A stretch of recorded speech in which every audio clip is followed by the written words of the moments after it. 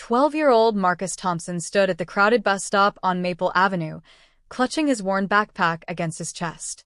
The early morning sun cast long shadows across the pavement, and the autumn air carried a crisp chill that made him pull his thin jacket tighter around his shoulders. He had exactly $3.75 in his pocket, money he'd saved from helping Mrs. Chen next door with her groceries over the past 2 weeks. It was barely enough for his bus fare to school and maybe a small snack at lunch, but Marcus had learned long ago to make every penny count. As the number 42 bus rumbled into view, Marcus noticed an elderly woman struggling with several shopping bags at the back of the line. She wore a faded floral dress beneath a threadbare cardigan, and her silver hair was pulled back in a simple bun.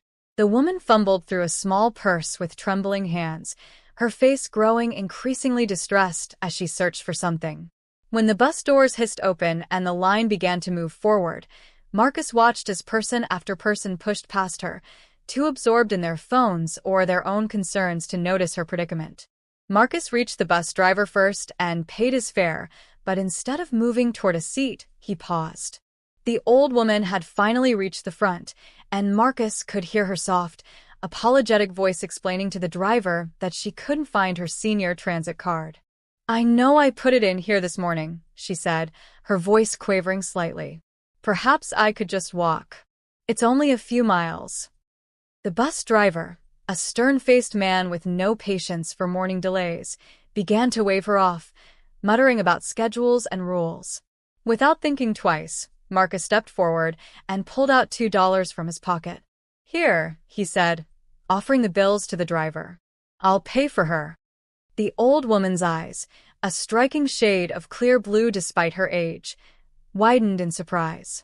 She started to protest, but Marcus simply smiled the way his mother had taught him, warm and genuine. "It's okay," he assured her. "My mom always says we should help each other when we can." The driver took the money with a grunt, and Marcus helped the elderly woman with her bags, guiding her to a seat near the front of the bus. As Marcus made his way to the back, taking a spot by the window, he didn't notice the way the old woman watched him, a thoughtful expression crossing her weathered features. He simply pulled out a library book from his backpack and began to read, already calculating that he'd have just enough left for the bus ride home if he skipped lunch. It was worth it, he thought. His mother would be proud. Eleanor Whitmore settled into the bus seat, her shopping bags arranged carefully at her feet, and studied the young boy who had just helped her. In her 83 years, she had encountered countless people, from world leaders to homeless veterans, from ambitious entrepreneurs to desperate con artists. She prided herself on being an excellent judge of character, a skill that had served her well through decades of building her business empire from nothing. This boy intrigued her because his kindness had been so immediate, so natural, without any hint of expectation for recognition or reward.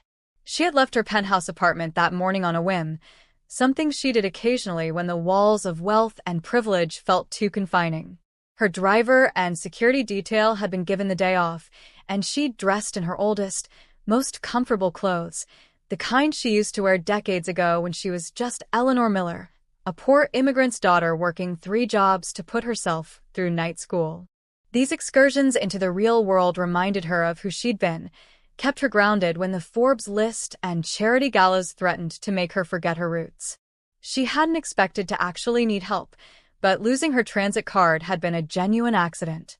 The boy sat reading his book, completely absorbed in the pages. Eleanor noticed the book's spine was held together with tape, clearly borrowed and well-loved. She observed the way he unconsciously smoothed down the pages with care, the way he mouthed some of the words silently, lost in whatever world the story offered. His jacket was clean but patched at the elbows, his sneakers worn but scrubbed spotless. Everything about him spoke of poverty met with dignity, of hardship faced with grace, things Eleanor understood intimately from her own childhood. At the next stop, a businessman in an expensive suit boarded the bus, talking loudly on his phone about a deal he'd just closed. He barely glanced at Eleanor, brushing past her bags without apology, and certainly didn't notice the boy who had given away what was likely precious money to help a stranger. Eleanor smiled to herself, thinking about the irony. This boy, who probably had less than $10 to his name, had more generosity in his small finger than most of the millionaires she dealt with at her foundation's board meetings. They donated, certainly, but usually for the tax breaks or the naming rights. This child had given simply because someone needed help. Eleanor reached into her genuine designer purse, the one she'd hidden beneath a cheap tote bag, and pulled out a small notebook she always carried. She jotted down the bus route number and the approximate time, along with a description of the boy. She wanted to know more about him, wanted to understand what had shaped such a kind soul. By the time the bus reached her stop, Eleanor Whitmore had made a decision. She would find out who this boy was, and then she would decide what to do about it. Marcus got off the bus 3 stops later, waving goodbye to the old lady who smiled and nodded at him warmly. Jefferson Middle School loomed ahead, its brick facade weathered by decades of educating the city's children. As Marcus walked through the front doors, he was greeted by the familiar sounds of lockers slamming, friends laughing, and teachers calling for order in the hallways. He made his way to his locker, spinning the combination with practiced ease, and grabbed his math textbook before heading to his first period class. His best friend, Tommy Rodriguez, caught up with him before homeroom. "Hey, Marcus. Did you finish the science project? Mrs. Patterson is going to collect them today." Marcus nodded, pulling out a carefully constructed model of the solar system from his backpack. He'd made it from recycled materials, cardboard, old paint, and string, but he'd spent hours making sure every planet was proportional and properly positioned. Tommy's project, by contrast, was a glossy poster board with printed images and professional-looking labels. His parents had obviously helped and spent money on supplies, but Tommy never made Marcus feel bad about the difference in their circumstances. During lunch, Marcus sat in the cafeteria with his usual group of friends, pulling out the sandwich he'd made that morning, peanut butter and jelly on day-old bread from the discount bakery. While other kids bought hot lunches or unpacked elaborate meals from home, Marcus was content with what he had. He'd learned from his mother that being grateful for what you have was more important than envying what you don't. His mother, Sandra Thompson, worked double shifts as a nurse's aide at St. Mary's Hospital, often coming home exhausted but always finding energy to help Marcus with his homework or listen to his day. After school, Marcus didn't head straight home. Instead, he walked 15 blocks to the public library, his favorite place in the entire city. The Carnegie Library was a beautiful old building with high ceilings, tall windows, and rows upon rows of books that seemed to stretch into infinity. Mrs. Patel, the head librarian, greeted him with her usual warm smile. "Marcus, right on time. I saved that book you wanted, the one about aerospace engineering." Marcus's eyes lit up. He dreamed of becoming an aerospace engineer one day, of designing spacecraft that could explore distant planets. His teachers said he had the mind for it, excelling in math and science despite the fact that he had no computer at home and had to do all his research at the library. He spent 2 hours at the library, devouring information about rocket propulsion and orbital mechanics, taking careful notes in a notebook he'd received as a school supply donation at the beginning of the year.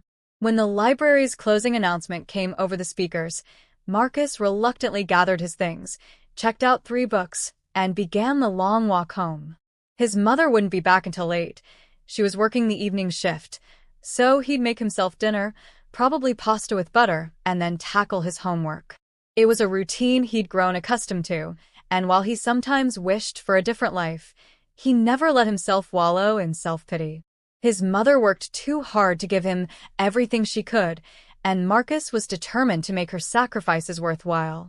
Eleanor Whitmore sat in her office on the 45th floor of the Whitmore Tower, a building that bore her name and housed the headquarters of Whitmore Industries, her multinational conglomerate. Floor-to-ceiling windows offered a panoramic view of the city, but Eleanor's attention was focused on the tablet in front of her. She had tasked her most discreet assistant, Michael Chin, with finding out about the boy from the bus. Michael was efficient, resourceful, and understood the importance of privacy, qualities that had made him invaluable to Eleanor over the past decade. "His name is Marcus Thompson," Michael reported, standing on the other side of her mahogany desk. 12 years old, 7th grade at Jefferson Middle School. Honor roll student, particularly excels in mathematics and science. His teachers describe him as exceptionally bright, curious, and helpful to other students. Eleanor nodded, encouraging him to continue. Michael consulted his notes. He lives with his mother, Sandra Thompson, in a small apartment in the Riverside district. The father left when Marcus was 4, no contact since. Sandra works as a nurse's aide at St. Mary's Hospital, often pulling double shifts to make ends meet. Eleanor leaned back in her leather chair, processing the information. Financial situation? She asked, though she suspected she already knew the answer. Michael's expression grew more somber. They're barely above the poverty line, Mrs. Whitmore. Sandra makes just enough to disqualify them from most assistance programs, but not enough for them to be comfortable. They've never missed a rent payment, though the landlord says Sandra has asked for extensions a few times. Marcus qualifies for free lunch at school, but according to school records, he only takes it 3 days a week, Tuesdays, Wednesdays, and Thursdays. Why those specific days? Eleanor asked, intrigued by the pattern. Michael pulled up another document on his tablet. Those are the days Sandra works morning shifts. On Mondays and Fridays, when she works evening shifts, Marcus brings lunch from home. I believe he wants to save the school resources for days when his mother can't prepare food for him. It's quite mature for a 12-year-old. Eleanor felt a familiar tightness in her chest, the same feeling she got when she encountered someone whose struggles reminded her of her own difficult past. What about the $2 he gave me? Eleanor asked. Do we know where that money came from? Michael nodded. He earned small amounts doing odd jobs in his neighborhood, helping elderly neighbors with groceries, yard work, that sort of thing. Mrs. Chun from his building mentioned he helped her carry groceries up 4 flights of stairs every week for the past month, and she'd been paying him $1 each time. He'd been saving it. Eleanor stood and walked to the window, looking out over the city she'd helped build. Somewhere down there was a boy who had given away money he'd worked hard for, money he probably needed, simply because an old woman seemed to need it more. Eleanor turned back to Michael. I want you to set up a meeting with his mother, she said. Discreetly. I don't want to frighten them or make them feel like they're being investigated. Perhaps invite her to the foundation office, say we're doing a community outreach program for healthcare workers. And, Michael, I want complete information on their situation. What they need, what they dream about, what obstacles they face. I want to know everything. Sandra Thompson was folding laundry in the small living room of their apartment when her phone rang. She glanced at the unfamiliar number, momentarily hesitant, before answering. Years of struggling had made her wary of unexpected calls. They usually meant bills, problems, or bad news. Hello, she answered cautiously. The voice on the other end was professional and warm, introducing herself as Rachel Morrison from the Whitmore Foundation's Community Healthcare Initiative. Miss Thompson, we're reaching out to healthcare workers in the community who've demonstrated exceptional dedication to their work. Your supervisor at St. Mary's, Mr. Patel, recommended you for a recognition program we're launching. We'd like to invite you to our offices for a brief meeting to discuss your participation. Sandra's mind raced. Recognition? Her? She'd never been singled out for anything special, had always just kept her head down and done her work. I'm sorry, but are you sure you have the right person? She asked, incredulous. Rachel Morrison laughed gently. Very sure, Miss Thompson. We've heard wonderful things about your work ethic and the care you provide to patients. The meeting would only take an hour, and it would be during a time convenient for you. We're also offering a $200 stipend just for participating in the program assessment, regardless of whether you're selected for the full recognition package. $200. Sandra's breath caught. That would cover the electric bill she'd been worried about and maybe leave enough for new shoes for Marcus. His were getting too small, though he never complained. When would you need me to come in? Sandra asked, trying to keep the eagerness out of her voice. Rachel checked a schedule and offered several options. Sandra chose a date 2 weeks away, on her day off. After hanging up, she stood in the middle of the living room, holding the basket of laundry, wondering if this might be the break she'd been praying for. She'd heard about programs like this, though she'd never imagined she'd be considered. Maybe, just maybe, things were starting to look up. When Marcus came home from school that afternoon, he found his mother humming while she cooked dinner. Actual chicken and vegetables, not just pasta.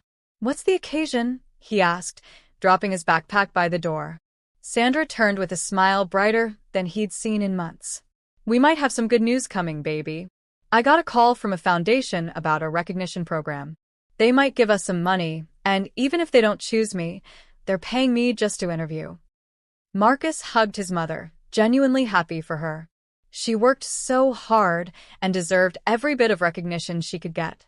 That night, as Marcus lay in bed reading one of his library books by the small lamp on his nightstand, he thought about how his mother never gave up, no matter how tired she was or how difficult things got. He didn't know that the old lady from the bus had set all of this in motion, didn't know that his simple act of kindness had triggered something much larger than he could imagine. He only knew that his mother was smiling again, and that was enough to make him feel like the luckiest kid in the world.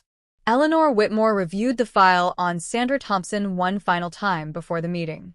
She decided to conduct this interview personally, something she rarely did anymore. Usually, she let her foundation directors handle the day-to-day operations, but this case was different. She wanted to look Sandra Thompson in the eye, wanted to see for herself what kind of woman had raised such a remarkable son. The conference room had been deliberately chosen, comfortable but not ostentatious, with warm lighting and simple furniture that wouldn't intimidate someone unfamiliar with corporate environments. When Sandra arrived, Eleanor observed her through the one-way glass in her adjacent office. The woman was in her mid-30s, wearing clean but inexpensive clothes that had been carefully pressed. She carried herself with quiet dignity, her posture straight despite what Eleanor knew must be constant exhaustion from her demanding work schedule. Sandra's hands were clasped in her lap, and she looked around the room with a mixture of hope and nervousness that tugged at Eleanor's heart. This was a woman who'd been disappointed before but hadn't given up on the possibility of good things happening.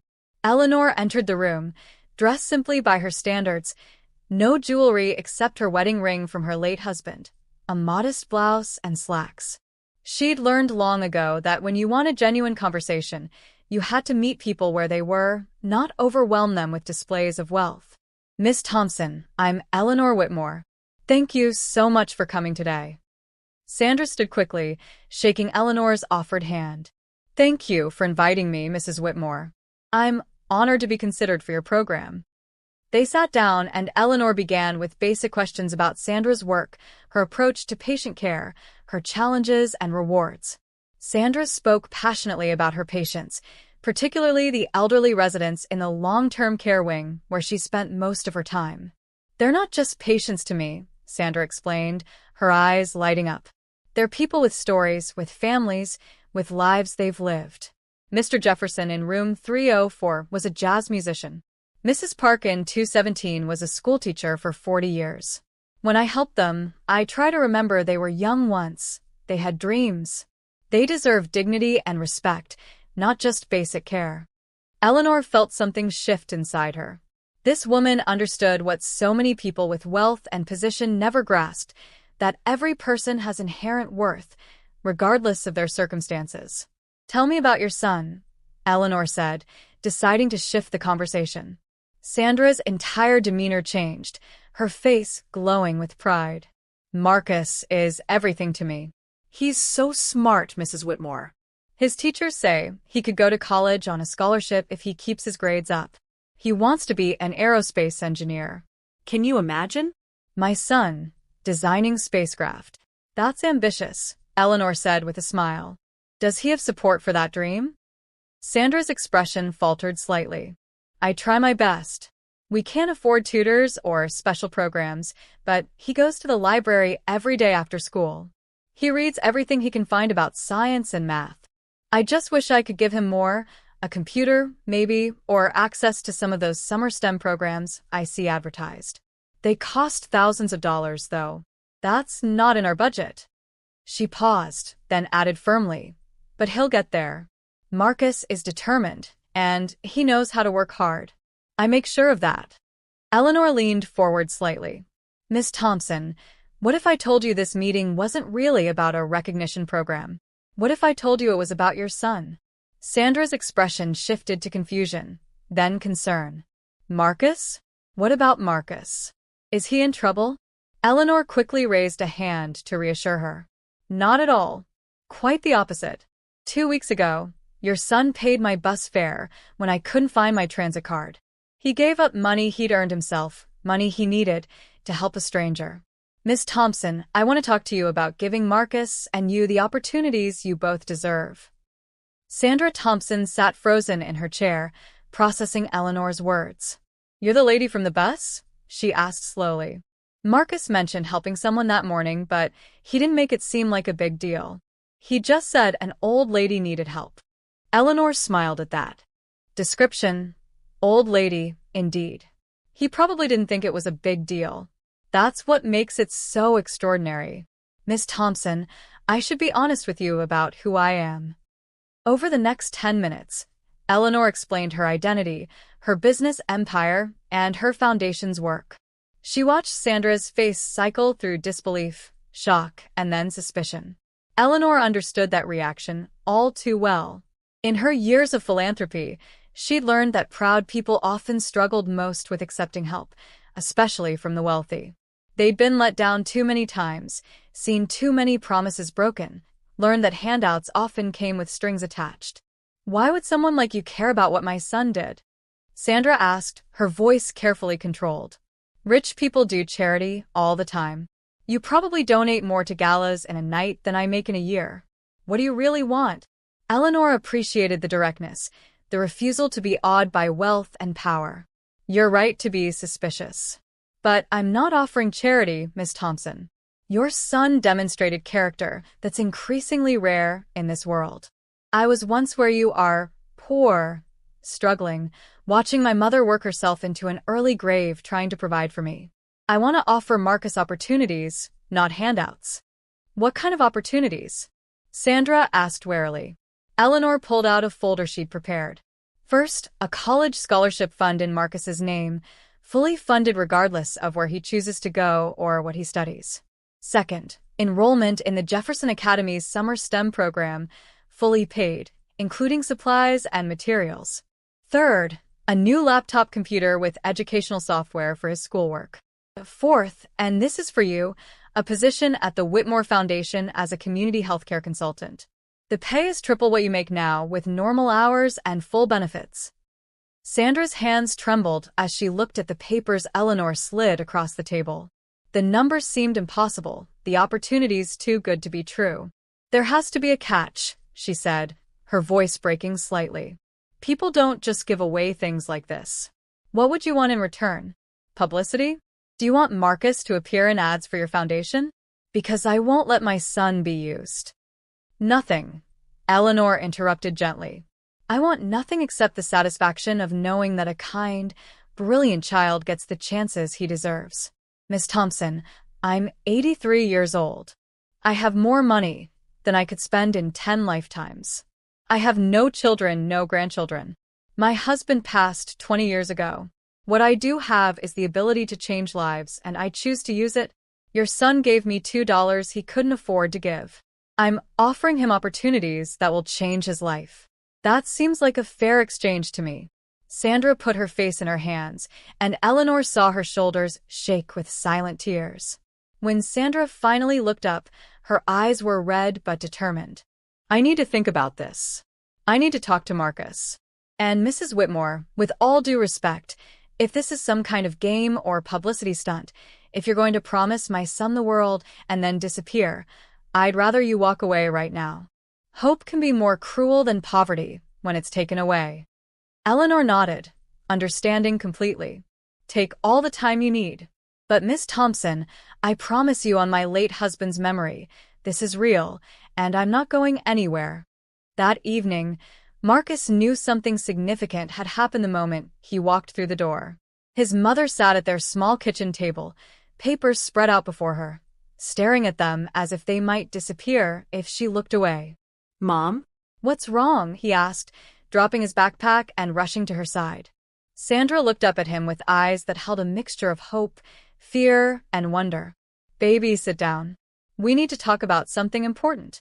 Marcus sat, his stomach tightening with worry. In his experience, serious talks usually meant bad news. A broken-down car they couldn't afford to fix, a rent increase, his mother picking up extra shifts. But as Sandra began to explain about the meeting with Eleanor Whitmore, about who the old lady on the bus really was, Marcus's worry transformed into astonishment. Wait, the lady I helped was a billionaire? Marcus interrupted, his 12-year-old mind struggling to comprehend. Like with a B? And she wants to give me a scholarship and a computer and everything? Sandra nodded slowly. She wants to give us opportunities, Marcus. Real, life-changing opportunities. But I need to know what you think. This is your life too, and you're old enough to have a say in big decisions. Marcus was quiet for a long moment, processing everything. His mother had always taught him to be skeptical of things that seemed too good to be true, but she'd also taught him that good people existed in the world, that kindness could be repaid with kindness. What do you think we should do? He finally asked. Sandra took his hand across the table. I think we should be careful, but not so afraid that we miss out on something wonderful. Mrs. Whitmore seemed genuine, baby. She looked me in the eye and made promises I think she intends to keep. But why me? Marcus asked, the question that had been bothering him since his mother started explaining. I just gave her bus fare. That's not special. Anyone would have done it. Sandra smiled sadly. That's where you're wrong, sweetheart. Most people wouldn't have done it. Most people did nothing that day, you told me so yourself. They walked right past her. You stopped because you saw someone who needed help, and you helped even though it cost you. That's character, Marcus. That's the kind of person you are, and apparently, that's the kind of person Mrs. Whitmore wants to invest in. They talked late into the night, weighing the opportunities against their concerns. Marcus worried about being seen as different at school, about charity being a burden rather than a blessing. Sandra worried about strings attached, about losing their independence, about raising a son who might forget where he came from. But beneath all their worries was a current of hope neither of them wanted to acknowledge too loudly, as if speaking it might make it disappear. Finally, as midnight approached, they made their decision. Sandra would call Eleanor Whitmore in the morning and accept the opportunities, but with conditions. They would accept the scholarship fund and the educational programs for Marcus, but Sandra would insist on earning her new position at the foundation. No favors, no special treatment. She would be evaluated on her work like any other employee. If Eleanor could accept those terms, they had a deal. Marcus went to bed that night with his mind spinning with possibilities, imagining a future that had seemed impossible just that morning. 3 months later, Marcus stood in front of Jefferson Academy's gleaming campus, his new laptop backpack slung over one shoulder. The summer STEM program was about to begin, and despite all the preparation, despite the reassurances from his mother, and even a visit from Mrs. Whitmore herself, Marcus felt out of place. The other kids arriving for the program wore expensive clothes, carried the latest smartphones, and talked casually about family vacations to Europe and private tutors. Marcus wore his best clothes, new, thanks to his mother's improved salary, but still clearly from a department store rather than designer boutiques. First day nervous? A voice asked beside him. Marcus turned to find a girl about his age with dark braided hair and a friendly smile. I'm Maya. This your first year in the program? Marcus nodded, relieved to find someone willing to talk to him. Yeah, I'm Marcus. I'm kind of nervous, actually. Everyone seems to know each other already. Maya laughed. Don't worry about that. Half of them are just good at pretending they belong. I was a scholarship student last year, so I know how it feels. Stick with me, I'll show you the ropes. The program was intensive and challenging, but Marcus thrived in ways he never had before. For the first time in his life, he had access to state-of-the-art equipment, experienced instructors, and peers who shared his passion for science and engineering. He spent hours in the robotics lab, building and programming machines that seemed like magic. His team designed a water filtration system for their final project that the instructors praised as genuinely innovative. By the end of the 8-week program, Marcus had made friends, earned the respect of his teachers, and gained confidence he'd never known he possessed. Meanwhile, Sandra had settled into her role at the Whitmore Foundation. True to her insistence, Eleanor had put her through the same hiring process as any other employee, and Sandra had earned her position through interviews and evaluations. She worked as a community healthcare consultant, using her experience to help design programs that supported low-income families accessing medical care. It was meaningful work that paid well, and for the first time in years, Sandra didn't have to work double shifts or worry about making rent. One afternoon, Eleanor invited both Sandra and Marcus to her office for what she called a progress check-in. When they arrived, Eleanor was waiting with afternoon tea and genuine interest in hearing about their experiences. Marcus enthusiastically described his robotics project while Eleanor listened with the attention of someone truly invested in his success. Sandra watched the interaction with gratitude and growing trust. This woman had kept every promise she'd made, asked for nothing in return, and treated them with dignity rather than condescension. "Mrs. Whitmore," Marcus said as their visit was winding down, "I've been thinking about something. You helped me because I helped you, right? Because of paying your bus fare?" Eleanor nodded. "That's right, Marcus." Marcus took a deep breath, gathering his courage. "Then I want to help other kids too. Kids like me who are smart but don't have money for programs and computers and stuff. Could we set up something? Like, maybe part of my scholarship fund could go to other kids instead?" Eleanor and Sandra exchanged glances, and Eleanor felt her eyes miss slightly, something that rarely happened anymore. "Marcus, that fund is for your future. You don't have to give it away."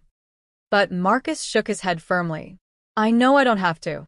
But you taught me something, Mrs. Whitmore. When you have the ability to help people, you should. You had the ability to help me and you did.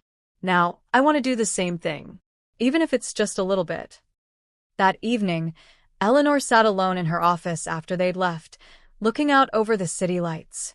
She'd built an empire, donated millions to various causes, and had her name on buildings across 3 continents.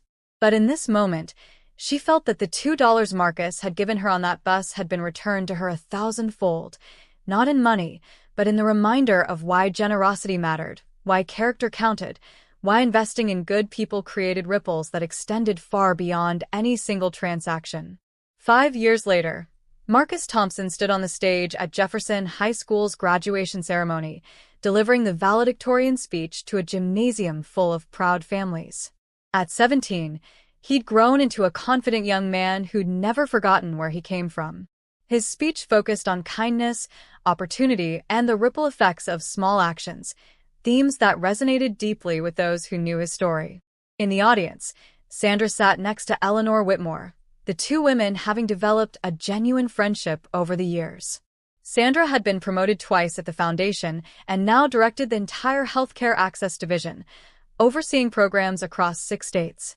She'd bought a small house in a nice neighborhood, sent money to her sister who was struggling, and still volunteered at St. Mary's Hospital 1 weekend a month because she couldn't forget where she'd come from. Eleanor, now 88, had slowed down considerably but remained as sharp and engaged as ever. She'd watched Marcus grow from a kind-hearted boy into a remarkable young man who'd earned admission to MIT with a full scholarship, a scholarship he needed less now because of the fund she'd established, but which he'd insisted on earning on his own merit. The fund she'd created in his honor, the Marcus Thompson Scholarship for Promising Students, now supported 15 children from low-income families each year, providing them with educational opportunities and mentorship. After the ceremony, families gathered outside for photos and celebrations. Marcus found Eleanor sitting on a bench in the shade, and he sat beside her, his graduation cap in his hands. "I couldn't have done any of this without you," he said simply. Eleanor patted his hand with her own weathered one. "You were always going to do something special, Marcus. I just gave you an easier path to it. The character, the drive, the kindness, that was all you and your mother." "I got my acceptance to MIT," Marcus said, pulling an envelope from his pocket. "But I also got accepted to 3 other schools. I wanted to talk to you about something before I make my final decision." Eleanor raised an eyebrow. "You're not going to MIT?" Marcus smiled. "I want to, but I also want to take a gap year first. There's a program called Engineers Without Borders. They work in developing countries building infrastructure, clean water systems, that kind of thing. I want to use what I've learned to help people who need it. Then I'll go to MIT." Eleanor studied him for a long moment, then laughed, a genuine, delighted sound. "You continue to surprise me, young man." Most people in your position would rush toward their future. You want to give back first. Marcus shrugged. You taught me that having ability means having responsibility. I have knowledge now that could help people. Seems wrong to keep it to myself when I could do some good. That evening, Eleanor returned to her penthouse and sat at her desk, pulling out the journal she'd kept for 60 years. She wrote about Marcus, about how a simple act of kindness on a bus had led to this moment, about how the $2 she'd been given had transformed not just 2 lives but potentially hundreds through the scholarship program and the work Marcus would do. She wrote about purpose and legacy, about how the greatest investment wasn't in stocks or real estate, but in human potential. Years later, when Eleanor Whitmore passed away peacefully at 92, her obituary listed her business achievements and philanthropic work. But at her memorial service, it was Marcus Thompson, now Dr. Thompson, aerospace engineer and humanitarian, who gave the eulogy. He spoke about a day on a bus when he was 12 years old, about an old lady who'd seemed to need help, about how a small kindness had changed everything. Eleanor Whitmore taught me that we're all connected by invisible threads of kindness and consequence, Marcus told the crowded chapel. She taught me that wealth isn't about money. It's about what you do with the resources you have, whether that's $2 or $2 billion. She taught me that paying it forward isn't just a nice idea, but a responsibility. Today, the scholarship fund in my name supports 30 students a year. The Whitmore Foundation's programs reach thousands of families. And it all started because I paid a bus fare for a stranger. He paused, his voice growing thick with emotion. Mrs. Whitmore once told me that the best investments are the ones that keep paying dividends long after you're gone. She was right. Her investment in me, in my mother, in hundreds of other people, those dividends will continue forever. And I promise you, Mrs. Whitmore, wherever you are, I'll make sure your $2 keep working. I'll keep paying it forward, just like you taught me. As the service ended and people filed out into the sunshine, Marcus noticed a young boy helping an elderly man with his walker, guiding him carefully down the church steps. The boy couldn't have been more than 12, wearing clothes that had seen better days but showing care and attention that spoke volumes about his character. Marcus smiled, recognizing something of himself in that simple act of kindness. He walked over and waited until the boy had safely helped the elderly man to a car before approaching. "That was really kind of you," Marcus said. The boy looked up, slightly embarrassed. "It's no big deal, sir. He just needed help." Marcus reached into his wallet and pulled out a business card for the Marcus Thompson Scholarship Foundation, along with a $50 bill. "Take this," he said, handing both to the surprised boy. "The money is for being kind. The card is for your future. When you're ready for college, have your parents call that number." The boy stared at the card and money in his hands, confused but grateful. "Why would you do this for me? You don't even know me." Marcus smiled, thinking of Eleanor, thinking of a bus ride that had changed his life. "Let's just say someone once did something kind for me when I needed it, and I'm paying it forward. Remember this moment, okay? Remember that kindness matters, that people notice, and that small acts can change everything." As Marcus walked away, he felt Eleanor's presence like a warm breeze, could almost hear her laughing at how perfectly life had come full circle. The boy stood on the church steps, holding a business card and cash from a stranger, not knowing that he'd just been touched by a chain of kindness that began years ago with $2 and a bus fare. And somewhere in the universe, Eleanor Whitmore smiled, knowing that her investment would continue to grow, touching lives and changing futures for generations to come. Marcus looked up at the clear blue sky, whispered a quiet thank you to the woman who had believed in him, and headed home to his mother's house where family was gathering. Life had come full circle, but the circle kept expanding, touching more lives with each revolution. That, Marcus thought, was the true meaning of wealth, not what you accumulate, but what you give away and how it multiplies in the hands of good people. The story of the kind boy and the billionaire became something of a legend in their city, told and retold as a reminder that kindness is never wasted, that generosity begets generosity, and that the smallest acts of compassion can create waves that reshape the world. And every time someone paid a bus fare for a stranger, or helped someone carry their groceries, or showed kindness without expecting anything in return, they became part of that legacy. Part of a story that proved that wealth isn't measured in dollars, but in the lives we touch and the good we choose to do.